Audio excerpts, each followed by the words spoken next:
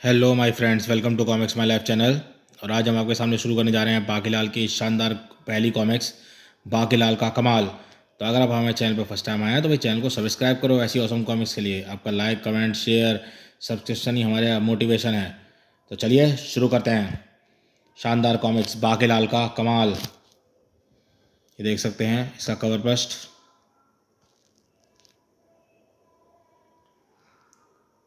बाकीलाल का कमाल। बहुत समय पहले की बात है। रामपुर गांव में एक गरीब आदमी ननकू अपनी पत्नी गुलाबवती के साथ रहा करता था। ननकू दिन भर गांव के जमींदारों के खेतों में काम करता था और शाम को काम के बदले जो अनाज मिलता मिलता था पति पत्नी उसे खाकर संतुष्ट रहते थे। गुलाबवती प्रतिदिन रात को सोने से पहले घंटों भगवान शिव की पूजा किया करती थी। ओम नमः शिवाय, ओम नमः शिवाय।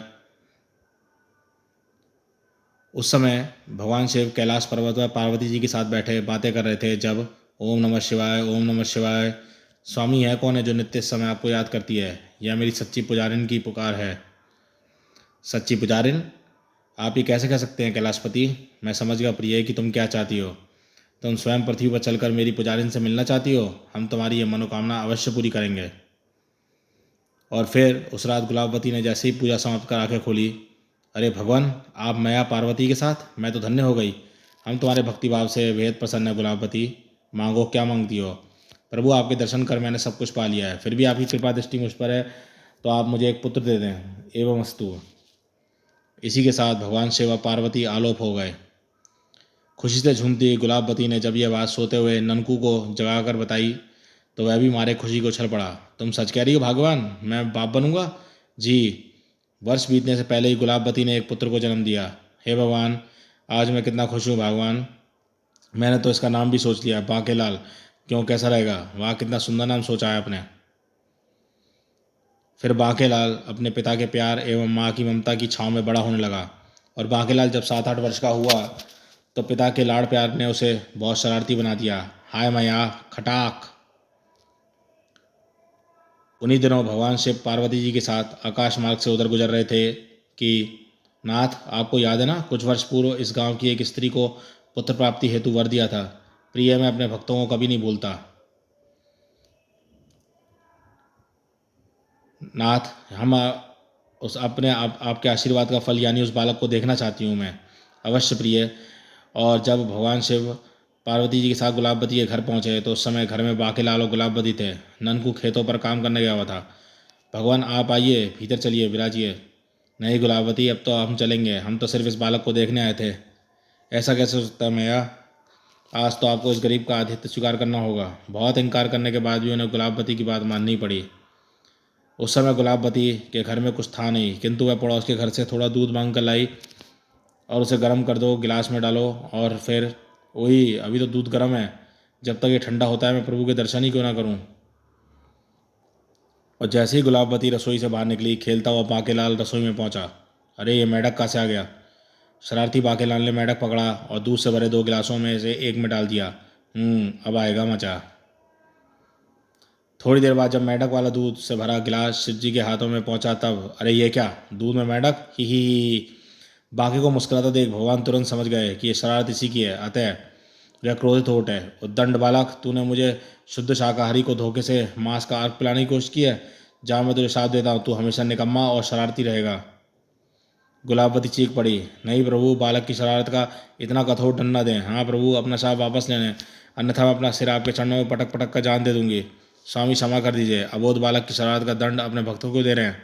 तब मेरा शाप मिट तो नहीं सकता, लेकिन इसका प्रभाव इस तरह से कम हो सकता है कि यह लड़का जो भी शरारत करेगा उससे इसे कोई हानि नहीं पहुंचेगी, बल्कि कुछ लाभ ही होगा। ऐसी शरारतों के लाभ से इसका जीवन यापन होगा। क्या? इसके बाद शिव तो पार्वती के साथ चले गए, लेकिन उनके शाप के कारण बाकीलाल की शरारतें दिन प्रतिदिन बढ़ने लगीं। एक दिन की बात है, गांव का दूधिया रघु पेड़ के नीचे उदास बैठा था। उफ, अब क्या होगा? आज तो बच्चे भूखों मर जाएंगे। कमबख्त बिल्ली ने ऐसा रास्ता काटा कि पत्थर की ठोकर लगने से सारी दही जमीन पर आ गिरी। तब कहीं उधर से बांकेलाल निकला और उसे एक सरसरी नज़र रघु पर डाली, पर तभी उसकी नज़र ठीक से ऊपर डालकर लटके मधुमक्खियों के छत्ते पर पड़ी। और बहुत दिन हो गए मैंने किसी का कचौड़ी जैसा फूला मुंह नहीं देखा। अगले ही पल खटाक, बाप रे मुसीबत! मधुमक्खियों से बचने के लिए रघु ने सिर की पगड़ी को खोल कर ओढ़ लिया। बाकीलाल पहले से ही भाग खड़ा हुआ। टप टप टप। थोड़ी देर बाद जब मधुमक्खियों की हलचल खत्म हो गई तो रघु उठा और जब उसने देखा, अरे मेरा मटका तो शहद से भर गया। वाह ऊपर वाले, किसी को छप्पड़ फाड़ के देता है तो किसी को छत्ता फोड़ कर। रघु ने गांव के बनिए को शहद बेचकर घर के लिए सामान खरीदा। तब उसकी नज़र सामने आते बाकीलाल पड़ी। अरे ये तो वही लड़का है जिसकी वजह से मेरे बच्चे भूखे सोने से बच गए। अरे बेटा जरा सुनना। बाप रे भागो। बाके भागा तो रघु भी उसके पीछे दौड़ पड़ा और जल्दी उसे पकड़ लिया। अब तो फंस गया बेटा बाके, आज तेरी खैर नहीं। बेटा आज तेरी वजह से मेरे घर का चूल्हा जलेगा। बेटा वो शहद पूरे 10 सिक्कों में बिका है और तू ये ले एक सिक्का और मौज कर। एक सिक्का बाकीलाल को देकर रघु चलता बना और बाकीलाल बेईमान कहीं का, मेरी वजह से 10 का फायदा हुआ और देकर गया मुझे एक सिक्का, कम से कम 5 तो देता। बाकीलाल के पड़ोसी लालू व चालू, जो गांव के भेष शरीफ समझे जाते थे, वास्तव में पक्के चोर थे। उन्होंने आजकल अपने व आसपास के गांव में जबरदस्त सफाई अभियान चलाया हुआ था। एक दिन सुबह मुंह अंधेरी की गांव के लाला सुखीराम के घर का झाड़ू फेर कर लौटे। फिर चोरी का माल अपने घर के पिछवाड़े दबाकर उस स्थान की पहचान के लिए वहां पर एक आम का पौधा लगा दिया और अंदर जाकर चैन की नींद सो गए। सुबह जब बाकीलाल की निगाहें उस आम के पौधे पर पड़ी तो पड़ोसी आम खाएंगे और हम ललचाएंगे। नहीं, ऐसा कदापि नहीं होगा। मैं इस पौधे को जड़ से उखाड़ दूंगा। और जैसे ही बाकीलाल ने पौधे को उखाड़ा, अरे बाप रे सोने के सिक्के। तभी लालू चालू भी वहां पहुंच गए। ओहो, इस कमबख्त की वजह से तो हमारी पोल खुल जाएगी। हाँ, अब इसका जिंदा रहना ठीक नहीं है। तभी बाकीलाल की नज़र उन पर पड़ी और वह दौड़ दौड़ कर उसके पीछे दीवार के पीछे कूदा। जिंदा नहीं बचना चाहिए, बाप रे भागो।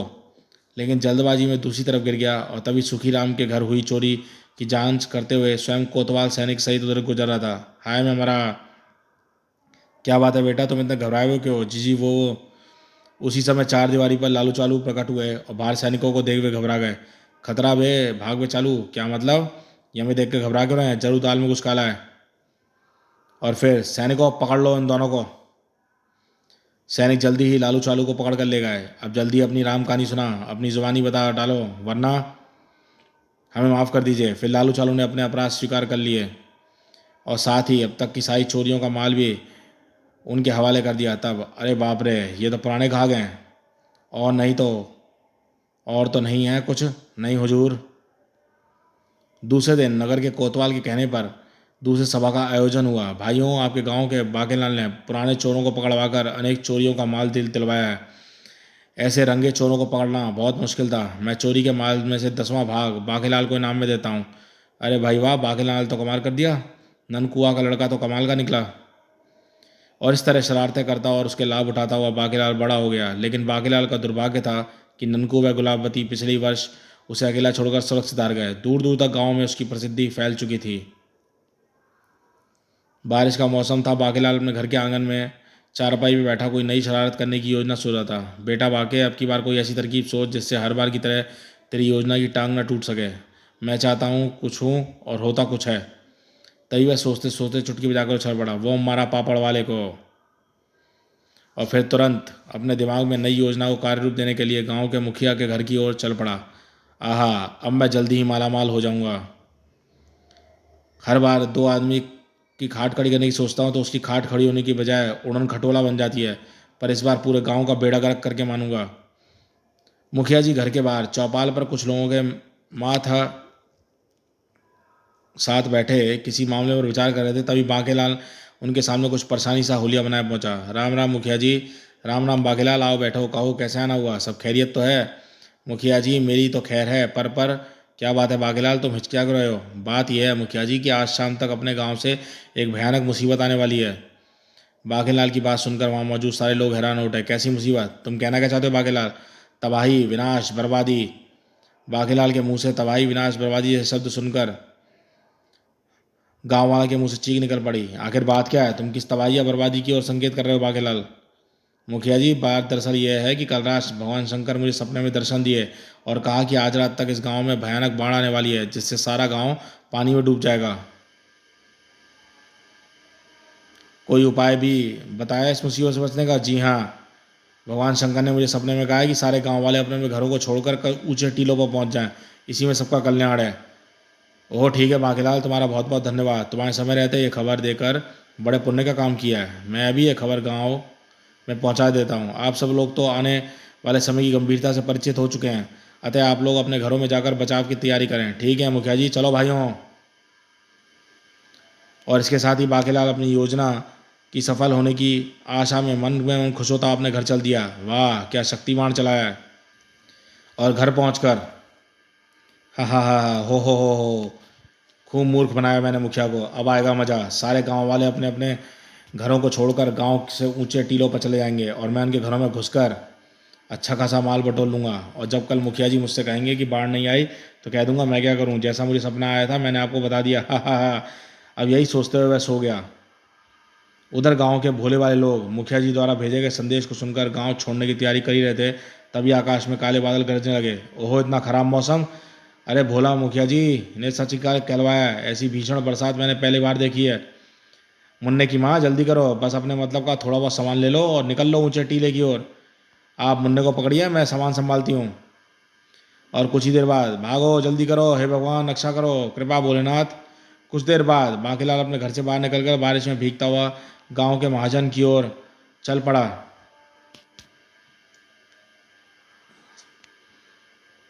अरे वाह, यह तो सोने पर सुहागा हो गया। गांव वाले इस बारिश को देखकर मेरी बात को सच समझ रहे होंगे और मुझे भी ऐसे सुहाने मौसम में लोगों का घर साफ करने का अलग ही मजा आएगा।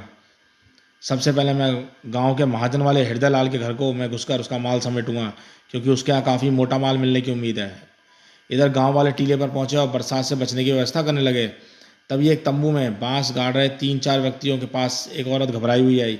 रामू के पप्पा, वो क्या बात है कमला, तुम कुछ परेशान सी नजर आ रही हो।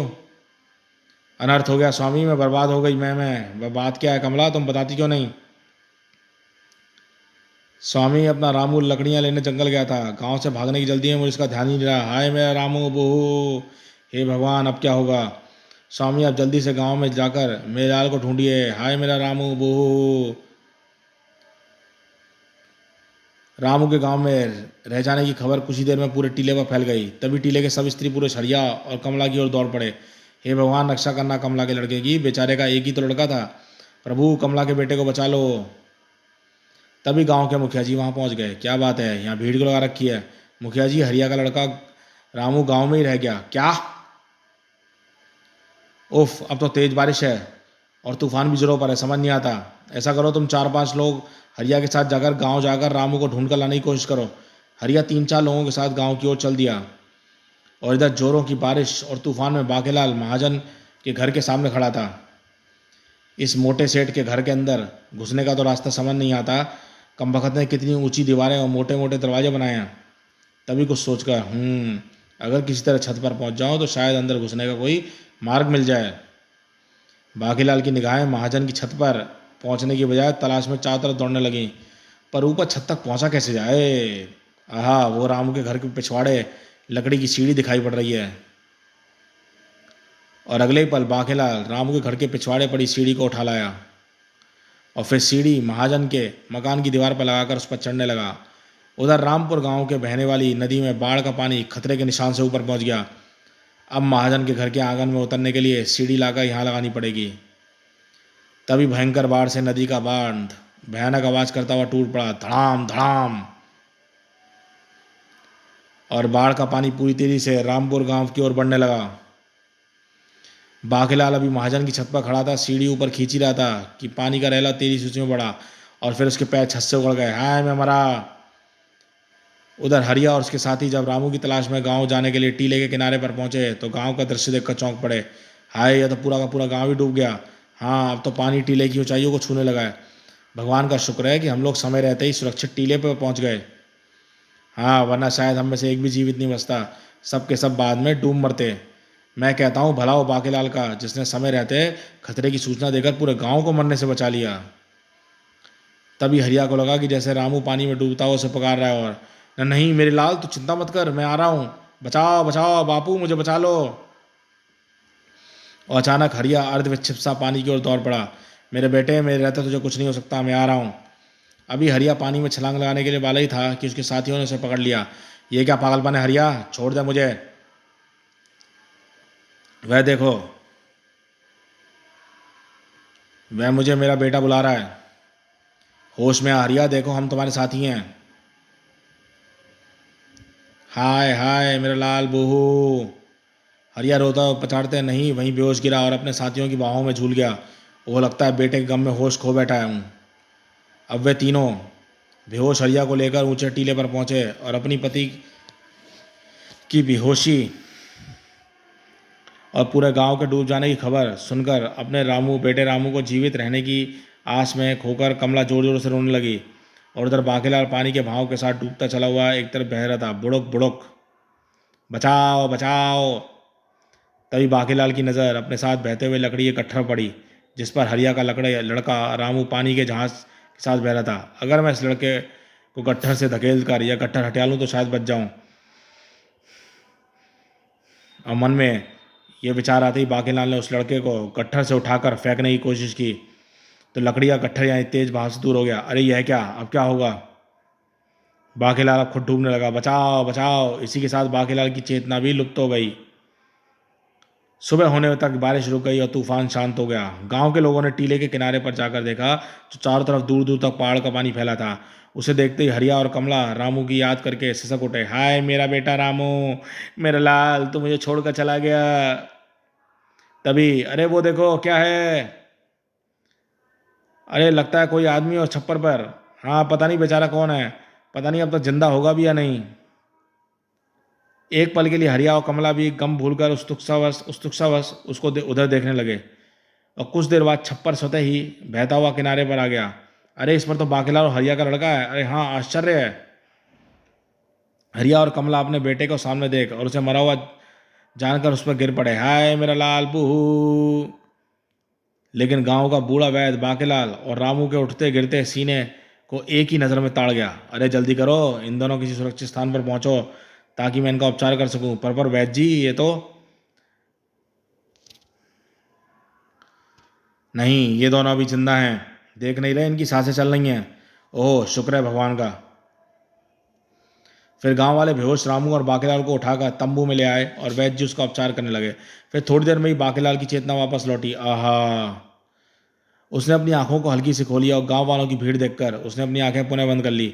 ये गांव वाले मुझे क्यों घेरे खड़े हैं, मैं यहाँ कैसे आ गया? फिर शीघ्र ही चेतना खोने के पूर्व की सारी स्थिति बाकीलाल के मस्तिष्क में घूम गई। ओह लगता है गांव वालों ने मेरा छूट पकड़ लिया, तभी ये मुझको घेरे खड़े हैं। अब इनसे कैसे जान बचाई जाए?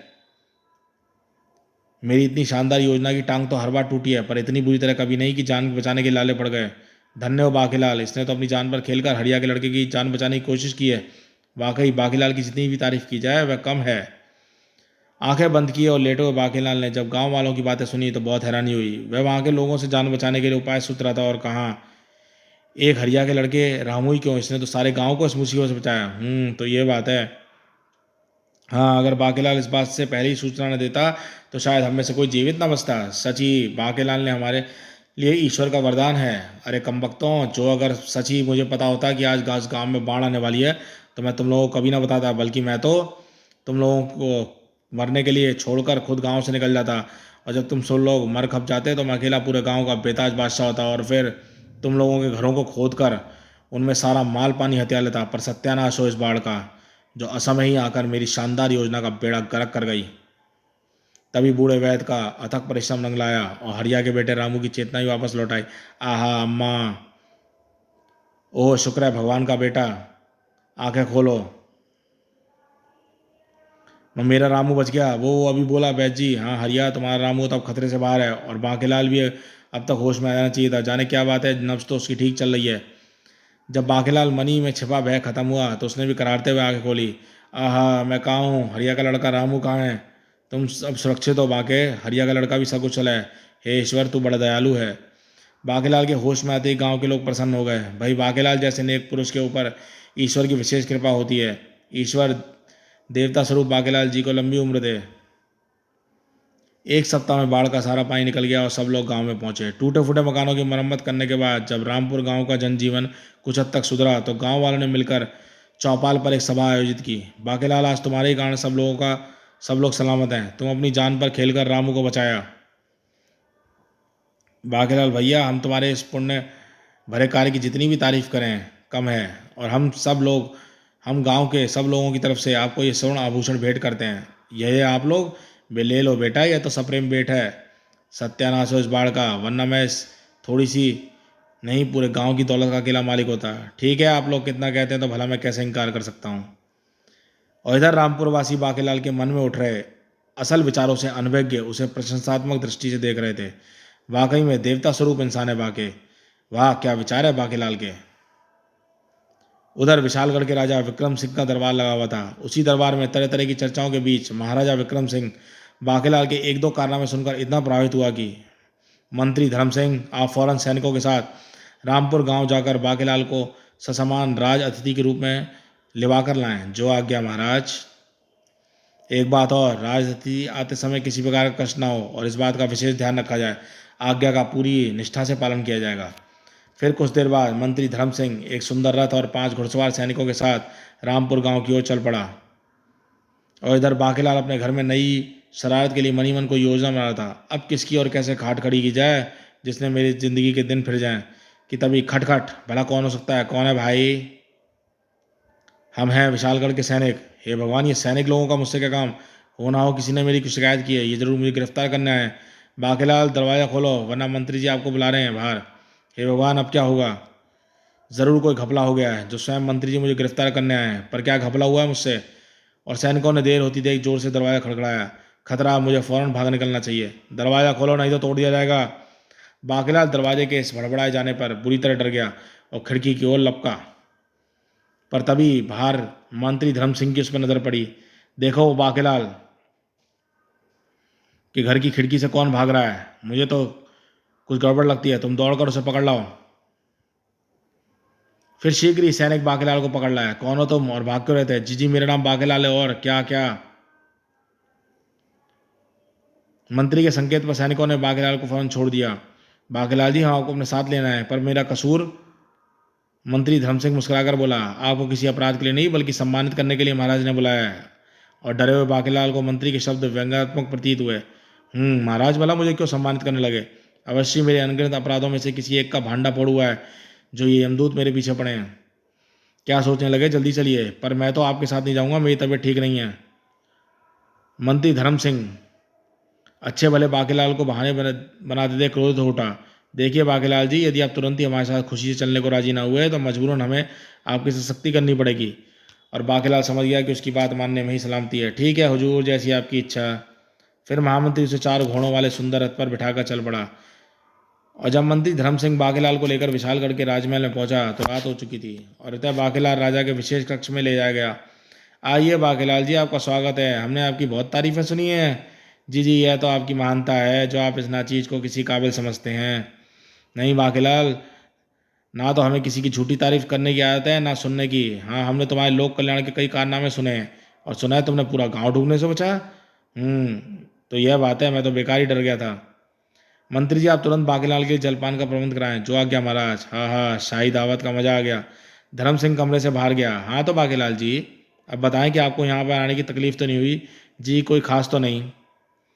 क्या मतलब? देखो बाकेलाल, मैंने मंत्री धर्म सिंह को विशेषकर यह निर्देश दिया था कि वह तुमको सम्मान सहित हमारे पास लाए। इस बात का विशेष ख्याल रखें कि तुम्हें रास्ते में कोई तकलीफ ना हो। और तुम शायद नहीं जानते कि हम राज आज्ञा का उल्लंघन करने वाले किसी राज कर्मचारी या अधिकारी को फौरन राजपथ से हटा देते हैं। क्या? राजा विक्रम सिंह की बात सुनकर बाकेलाल चौंक पड़ा और तभी उसकी उल्टी खोपड़ी में एक नई शरारत ने जन्म लिया। यदि मैं महाराज से कह दूं कि यहाँ आते समय उसने राजमंत्री ने मेरे साथ बुरा सलूक किया है तो महाराज उसे तुरंत मंत्री पद से हटा देंगे और उसकी जगह जो नया मंत्री बनेगा वह मुझसे निश्चित तौर पर खुश होगा, क्योंकि वह अपने मंत्री बनने का कारण मुझे मानेगा और हो सकता है वह मुझसे खुश होकर कुछ इनाम विनाम वगैरह ही मुझे दे दे। क्या बाकेलाल की इस शरारत के कारण मंत्री धर्म सिंह अपना पद छोड़ना पड़ा या भगवान शिव के कारण उसे बहुत लाभ हुआ? जानने के लिए पढ़ें कर बुरा हो भला, इसी साइट में प्रकाश है। तो दोस्तों, ये बाकेलाल का कमाल कॉमिक्स यहीं समाप्त होती है। ये कॉमिक्स आपको कैसी लगी हमें बताइएगा। चैनल पे फर्स्ट टाइम आए हैं तो भाई चैनल को सब्सक्राइब करो ऐसी ऑसम कॉमिक्स के लिए। तो देखते रहिए कॉमिक्स माय लाइफ चैनल।